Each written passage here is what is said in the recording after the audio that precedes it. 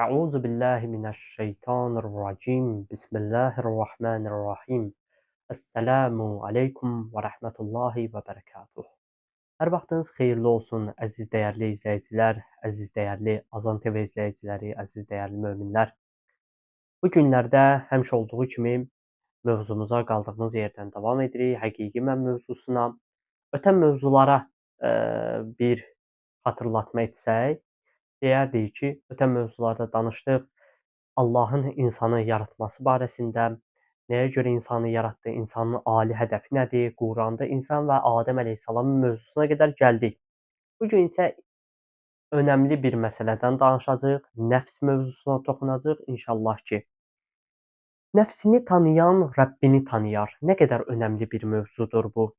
İnsan ki, biz dedik A məntəqəsindən B məntəqəsinə doğru hərəkət edir və buradakı əsas məqsədi nədir? Allaha doğru hərəkət. Hər bir insan Allahla üzləşməyə doğru hərəkət edir. Ya onun cəlalı ilə üzləşəcək, ya camalı ilə üzləşəcək. Bu bir məsələ. Amma ki, biz bu yolda hərəkət edərkən istəyirik axı, yəni biz başa düşdük ki, insanın məqsədi nədir? Əgər başa düşmüşük ki, insanın əsas məqsədi nədir? Mən istəyirəm ki, düzəlim, düz yolda hərəkət edim. Düzgün onsuz da o yolu gedirəm. Onsuz da bir gün bu dünyadan köçəcəm və Allahın ya cəlalı ilə, ya da camalı ilə üzləşəcəm. Düzdür? Bu bir məsələ. Bəs, yaxşı, mən bu yolda hərəkət edərkən mən nələri bilməliyəm? Biz mövzunun başında nə dedik? Dedik ki, nəfsini tanıyan Rəbbini tanıyır və ya da Rəbbini tanıyan nəfsini tanıyır.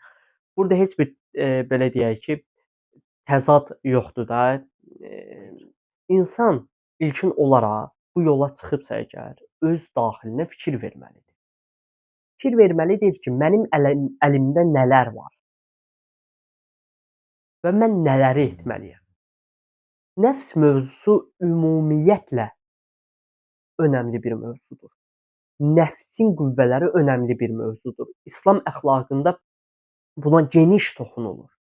Çünki insanın daxilində, belə deyək də, insanın ruhunda olan qüvvələr düzgün istiqamətləndirilməsə, əgər rəzalət yaradacaq. Misal üçün, təkəbbür, kibir. Nədən yaranır bunlar? Bunlar uzun mövzulardır. Əlbəttə ki də bir mövzuya sığmaz bunları danışmaq. Biz qısa, lakonik və ümumi məlumat veririk. Kim ki araşdırmaq istəyirsə, çox gözəl. İslam əxlaqına toxunsun, ya İslam əxlaqında toxunulub bu məsələlərə, baxsın bu mövzulara. Ümumiyyətlə, insan ki bu mənəvi yolculuğa çıxıb, səyahətə çıxıb A məntəqəsindən B məntəqəsinə, bir sıra amillər təsir göstərir. Əgər insan nəfsini düzgün nəfsin qüvvələrini düzgün istiqamətləndirməsə nə olar? Axı iblisin ordusu var, şeytanlar var. Neyniyər? Sənin zəif nöqtəvi bilir deyə oradan sənə yaxınlaşar. Oradan sənə yaxınlaşar. Və hətta bilmirəm fikir vermisiniz ya yox. Bu yolu ki insan getmək istəyir ki, kamilləşsin, iblisin ordusu daha geniş şəkildə sənin üstünə hücum edir. Çünki istəmirsən bu yolu gedəsən. Biz inşallah ki, gələn mövzuda buna toxunarıq. Və sən nəfsini tanımalısan və bilməlisən ki, sənin zəifliklərin hardadır, oranı gücləndirməlisən. Bəzi xurafat fikirlər var ki, insan, misal üçün qəzəbi varsa, o qəzəbin boğmalıdır, məhv etməlidir. Bu düzgün bir şey deyil. Nəfsi islah edərlər, nəfsi heç bir zaman boğmazlar. Yəni onu öldürün, belə bir şey yoxdur. Axı biz dedik Tin surəsinin 4-cü ayəsində ki, Allah Taala deyir, ən gözəl surətdə yarat. Ən gözəl surətdə. Yəni səndə heç bir belə deyək ki, nöqsan ola bilməz. Əgər nöqsan varsa, nəfsi qüvvələrində xüsusilə sən nə etmisən? Onu düzgün şəkildə istiqamətləndirməmisən. Misal üçün qəzəbi misal götürək. Bir insan qəzəblənməsi vacibdir. amma doğru olduğu yer. Misal üçün, Allahın düşmənlərinə qarşı qəzəblənməlisən. Düzdür? Düzdür. Əgər sən durub, nə bilim, Quran oxuyan adama, Allah uzaq eləsin, Quran oxuyan adama əsəbləşirsənsə, Peyğəmbər sallallahu belə deyək də, kəlamlarını eşidəndə əsəbləşirsənsə, deməli, sən bu qəzəb hissini düzgün istiqamətləndirməmisən. Bəziləri deyir ki, yox mən qəzəbimi boğum. Qəzəbi boğmaz. Ümumiyyətlə nəfsi qüvvələri boğmazlar. İstənilən bir qüvvə olsun ha. Onda çünki 4 əsas şöbə var. Onun da daxilində saya bilmədiyimiz qədər qüvvələr var. Bu qüvvələr düzgün istiqamətləndirilməlidir. Kontrol edilməlidir. Əgər kontrol edilməsə nə olar? İnşallah ki, biz buna toxunacağıq. Ümumiyyətlə nəfs Qurani-Kərimdə işlənib mənlik mənasında, ruh mənasında, can mənasında. İnşallah ki, mən ayələri deyərəm. Vaxtımız qısa olduğu üçün toxuna bilməyəcəyik. Ənam surəsinin 164, Ali İmran 185 və Yusuf surəsi 53-cü ayəsində toxunulub bunlara, yəni nəfsin mənalarına. Nəfs ümumiyyətlə bir can kimi istifadə olunub Qurani-Kərimdə. Bir ayədə ruh kimi istifadə olunub. Bir ayədə nəfsi qüvvə kimi istifadə olunub. Belə. Nəfsin ümumiyyətlə ən təhlükəli tərəfi ondadır ki, o asanlıqla düzələn də deyil. Asanlıqla düzələn deyil, asanlıqla tabe olmur. Və sən nə etməlisən? İstəyirsən axı düzgün yolda, daha doğrusu bu yolda düzgün addımlayasan. Nə etməlisən? Kontrol etməyi bacarmalısan. Misal üçün ariflərdən, alimlərdən belə bir fikir irəli sürürlər ki, deyirlər, misal üçün 2 dənə vacibiyyatla üzləşmisən. İndi situasiyadan asılı olaraq bu dəyişə bilər və yaxud da 2 dənə müstəhəb işlə üzləşmisən. Bax gör ki, sənin nəfsin hansına qarşı belə deyək ki, laqeyddir, get onu elə. Niyə? Niyə? Sual çıxır. Niyə? Çünki sən ki, ola bilər müstəhəb işdir, görürsən, vacib işdir, görürsən. Əgər bu nəfs və indi bir fikir də yarana bilər ki, tutaq ki, müstəhəb və vacib işdir. Əgər mənim nəfsim istəyirsə bunu etməyim. Yox, bu da düzgün bir fikir deyil. Amma 2 dənə işlə üzləşmisən. İkisi də müstəhəbdir. Və yaxud da ikisi də vacibdir. İndi hansını birinci edim? Bax gör ki, sənin nəfsin hansını istəmir. Get onu birinci elə. Nəfsinlə vuruş. Nəfslə vuruşmaq lazım. Vuruşmasan əzabını da sən görəcəksən. Qəbir əzabı deyirlər. Qəbir əzabı nədir? 70 illik, 80 illik sənin yaşamını elə bil suyunu sıxırlar, deyirlər, aha, təqdim edirik sənə. Budur sənin. Axı biz demişdik, bizim hər bir əməlimizin bir həqiqəti var. Həqiqəti var. Allah Taala bir əməli oda bənzədirsə, misal üçün yetim payını yeməyə oda bənzədirsə, bu həqiqət aləmində oddur. Və yaxud da ki, sələm yeyəni od yeyən kimi qeyd edirsə Qurani-Kərimdə, həqiqət aləmində sən əgər o faizi ki yeyirsən, sələmi ki yeyirsən, nədir? Sən od yemiş sayılırsan.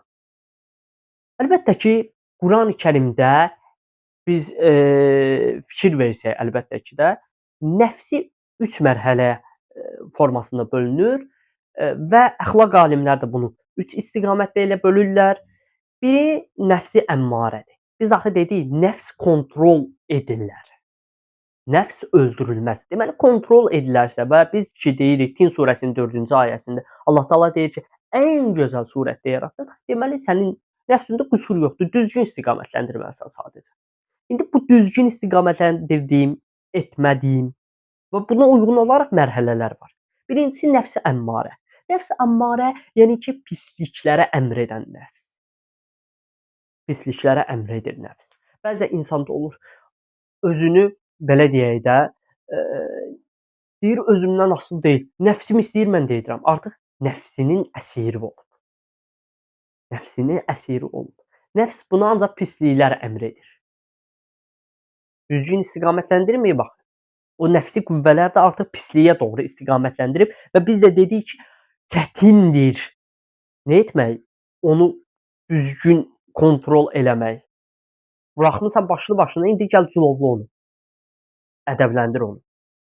İkinci bir nəfsi mərhələ var ki, nəfs-i ləvvamə deyərlər ona. Bir çoxlarımızda da belədir. Şükürlər olsun ki. İnşallah ki belədir. Necədir bu mərhələnin prinsipləri? Bir misal üçün pislik və yaxud da ki, pis bir əməl etmək istəyirəm. Amma vicdanım buna imkan vermir. Deyir bəlkə etməyim. Bəzən də o pis bir əməli edəndə məyus oluram. Deyirəm ay da niyə elədim mən bunu? Buna nəfsi ləvvamə mərhələsi deyirlər. Hətta belə bir fikir var alimlərdən və ariflərdən. Kimin daxili vaizi sussa, xarici vaizində təsiri olmaz. Çox önəmlidir. Çox önəmlidir bu. Daxili vaizimiz nədir? Vicdan deyirik.